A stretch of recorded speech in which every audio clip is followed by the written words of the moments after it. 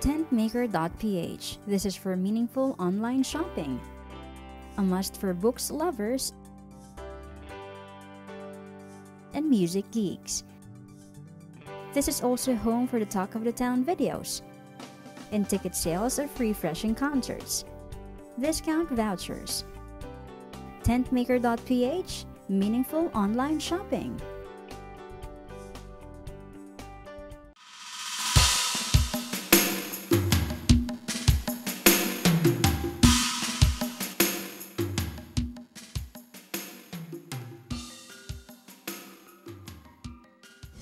Dalawang sunod na linggo na ang pinag-usapan po natin ay anointing of God. Somebody say anointing of God. So pakitanong po ninyo ang inyong mga katabi, anointed ka pa ba? Dapat lang po, dahil ang ating pinag-aralan, sabi ho sa 1 Samuel, nang inanoint ng oil si David, ay nanatili sa kanya ang anointing. From that day on, the Spirit of the Lord came upon David in power. Kaya yan din ho ang ating panalangin. At bandang huli ng ating pag-aaral last week, ang sinabi ho natin, the Holy Spirit gives significance. And so ang pag-uusapan ho natin ngayon, ano ho ang dapat natin pang gawin upang makapaglingkod sa ating Panginoon. Sa atin ang anointing ng Lord, alamin naman ho natin ano naman ang ating gagawin sa anointing na yan. Umpisahan ko po sa isinulat ni Dennis Peacock sa kanyang aklat na Winning the Battle for the Minds of Men. Pagmasdan ho ninyong when the church falls into false doctrine that pulls it away from the real world issues of man, nations go into imprisonment. Kapag ka ang iglesia daw po ay hindi na sensitive o hindi na relevant sa mga tunay na issues of man o kalalagayan ng tao, ang mga bansa ay napapahamak. Kapag ang iglesia ay hindi na sensitibo sa tunay na kalalagayan ng tao. Ang Lord po, ang sabi ni Dr. Morris Cerullo, our God is a God of plan, purpose, design, and objectivity. Ang lahat po ng nilikha ng Lord, nilikha niya nang siya po ay may dakilang layunin. E di lalo na po ang mga bansa o ang ating bansa. Ang ating bansa po ay pinagpala. Ang sabi ho nila, ang ating bansa ay mayroong 7,107 islands. Beautiful islands. Ang total land area ng ating bansa ay 300,780 square kilometers. Ang ibig sabihin, as large as Italy, larger than New Zealand, ang sabi sa pag-aaral, very much larger than Britain. So, medyo nasa medium-sized country ang ating bansa. Tayo po ay mamamayang dakila. Ang mga Pilipino ay dakilang lahi. Can you say amen? Dakilang lahi. Kaya nga daw ho, Pilipino. Pinili na, pinino pa. Ayan, chosen and refined. Pakisilip po ninyo ang inyong mga katabi. Mukha ho ba yung pinili at pinino, chosen and refined? So, maganda ho ang ating bansa at pinagpala. May mga ilan lang hong dapat pa yatang trabahuhin tayo na iglesia. Ang author po ng aking babasahin ay unknown, pero payagan ho ninyong pakinggan nyo ang isang letter na nakuha ko po, ibinigay sa akin. Ano ho kaya ang mangyayari kung si Noah ay Pinoy? Okay, pakinggan ho ninyo to. Taong 2010 at isang ordinaryong middle-class Pinoy, si Noah. Nagpakita sa kanya ang Diyos at sinabing, pagkatapos ng isang taon, ay bubuhos ang ulan at babahain ang buong kapuluan ng Pilipinas. Gusto kong gumawa ka ng isang malaking arko at isakay mo rito ang pares-pares na mga hayop at mga mag-aasawang Pilipino sa iba't ibang kapuluan.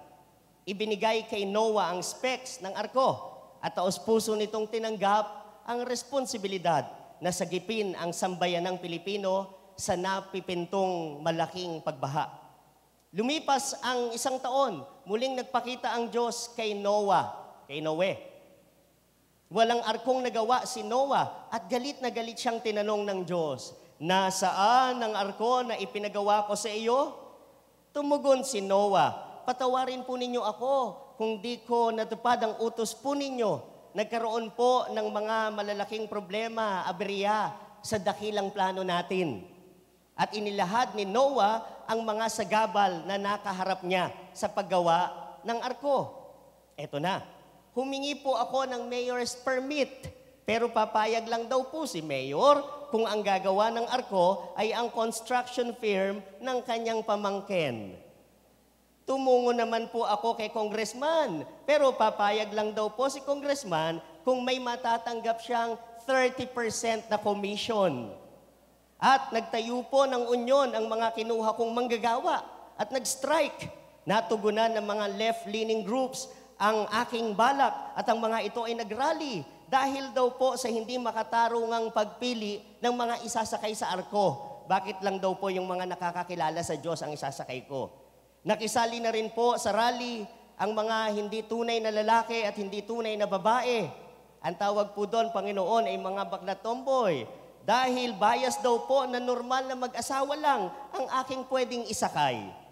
Ang civil society group ay nakisali na rin po sa gulo at napag-alaman daw po nila na ang pondong gagamitin sa paggawa ng malaking arko ay galing daw po sa gambling lords at katas ng weteng. Sa kaguluhan pong ito ay napilitang magpatawag ng hearing ang Senado in aid of legislation. Panginoon, sinubukan ko po na gamitin ang EO 464 para makaiwas sa hearing. Pero dahil hindi po ako executive official, napilitan akong tumistigo. Ikwento pa natin ang sinabi ni Noah. Nang malaman ng Senado na utos po ninyo, O Diyos, ang pagpapagawa ng arko, diniklara po nilang ito ay unconstitutional. Dahil hindi ko daw po iginalang ang separation of church and state. Nakialam na rin po ang NBI at PNP at sinabi nilang meron silang impormasyon na ang arko raw po na ito ay gagamitin ng isang politiko sa kanyang pagtakas. Sinabi naman ng DOJ na ito raw ay gagamitin ng grupong mga rebelde sa binabalak nilang coup laban sa administrasyon. Kaya po hanggang ngayon ay may TRO ang paggawa ko po ng arko. Sa palagay ko po, Panginoon, bigyan niyo pa ako ng 10 taon para matapos ang proyekto, ang wika ng Pinoy na si Noah. Napailing ang Diyos at sinabing, hindi ko na kailangang wasakin pa ang bansang ito sa pamamagitan ng baha. Payagan ko na lang na kayo ang sumira nito. Sa umaga pong ito, bagamat ngayon ay umaangat ang ating bansa, pag-usapan ho natin ano ang tunay na role ng mga nasa iglesia para sa tinatawag na wise nation building. Uumpisahan ko ho ito sa pagsasabi ng hindi po ako mamumulitika. Ang gagawin ho natin ay pag-aaralan natin ang biblical framework, may plano ba talaga ang Diyos sa mga bansa. By the way, ang salitang politics din, ang kahulugan nito ay hindi naman pangit sa tamang konteksto. Pansinin ho ninyo. Politics, according to John Stott, is defined as the science of government. Etymologically speaking, politics is developed from 2 words. Polis, which means life of the city, and polites, which denotes the responsibilities of the citizen. Ang tunay na kahulugan po ng salitang politika ay buhay ng komunidad at responsibilidad ng mga mamamayan. So deriving from polis and polites, Stott stresses that every citizen has a part in the giving of life to the city, community, nation. Ayan.